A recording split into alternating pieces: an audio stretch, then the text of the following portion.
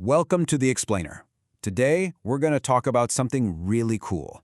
Two new protocols that are basically rewriting the rules for how we talk to AI. So let's just get right into it. You know that feeling, right? When you ask a super smart AI a question and there's just this pause. It's this awkward silence that makes the whole thing feel slow and clunky. So why does that happen? Well, to really get it, we have to look at how these things communicate. The problem isn't the AI's speed, not really. It's at our user interfaces. They just aren't designed to keep up with how an AI actually thinks. Just take a look at this. On one side, you've got this painful back-and-forth text conversation just to book a restaurant. It's tedious. But on the other side, that's what we actually want, a slick, simple form that the AI can just pop into existence when it needs it. See, here's the thing. These new AI agents don't just spit out a single answer. No way. They have this whole internal monologue, this complex step-by-step process.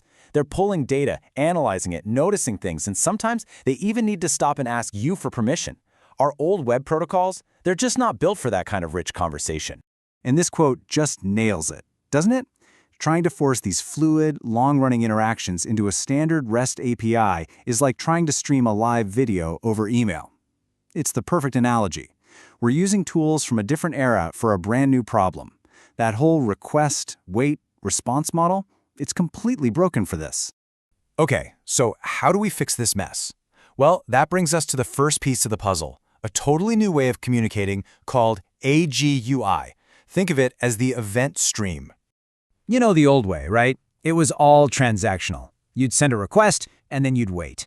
And wait, staring at that dreaded loading spinner, just hoping for that one final response to come back. AG-UI just flips that whole model on its head. Forget waiting for one big data dump at the end. Instead, it creates this continuous, real-time stream of little updates. You get to see the agent's work as it happens. The best way to think about it is like a live news ticker for the AI's brain. Your app, the front end, it doesn't have to understand the agent's whole thought process. It just tunes into this stream and shows you the updates as they come in. It completely decouples the two. So yeah, no more waiting. And what's so powerful about this is the kind of information it can send. We're not just talking about streaming text here. It can tell you, hey, I'm using a tool right now, or it can send these tiny little data updates. Or, and this is super important, it can pause the whole process and say, okay, I need your approval before I do this next thing. Okay, so streaming thoughts and data is awesome. That's half the battle. But what happens when the AI needs to show you something that isn't just text? What if it needs a form or a button or a chart? And that was the huge challenge, right? How do you let a remote, potentially untrusted AI just create UI elements inside your app without, opening up giant security holes or making everything look terrible and out of place? And this is where A2UI comes in. It's the solution. It's a protocol that lets the agent send what's basically a safe, declarative blueprint for the UI. And this is key. It's not sending actual code. It's just sending a description of what it wants to show. So the magic here is that your app stays in complete control. It gets this blueprint and says, okay, I'll build that. But it uses its own native components, its own buttons, its own color scheme, its own security policies. That means the UI the agent creates always looks and feels like it's a natural part of your application. It's brilliant. Okay, so let's zoom out a bit. We've got these two pieces, AG-UI and A2UI. How do they fit together in the bigger picture of this new agent stack? It's actually a really simple and elegant analogy. Think of AG-UI as the delivery truck. It's the transport layer, the thing that's moving the data back and forth in that real-time stream. And A2UI? That's the cargo inside the truck. It's the UI blueprint itself. And AG-UI is really just one piece of a bigger protocol trinity for AI. You have other protocols for how agents talk to their tools and how agents talk to other agents. But AG-UI, that's the last mile. It's the one that's laser-focused on that most important connection of all, the one between the agent and you.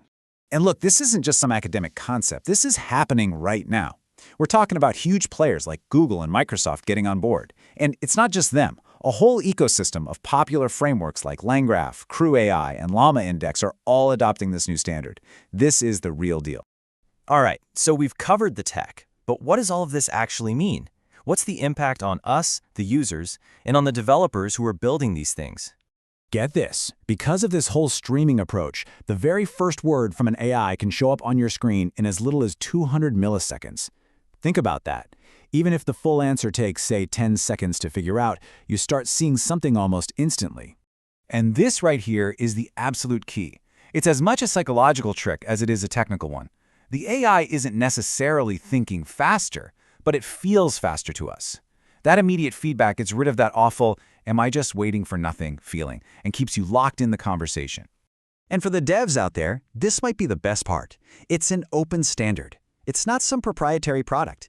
That means you're not locked into one vendor. You can switch out the agent framework on the back end, go from one model to another, without having to trash and rewrite your entire front end. That's a game changer. So you can see, this isn't just a small upgrade. These protocols are a fundamental shift in how we're going to build software. We're moving away from static, predictable apps and into a world of dynamic, truly collaborative experiences built hand-in-hand with AI. And all of this really just leaves us with one massive, exciting question to think about. When agents can build their own interfaces on the fly, what will we even create? Thanks for joining this explainer.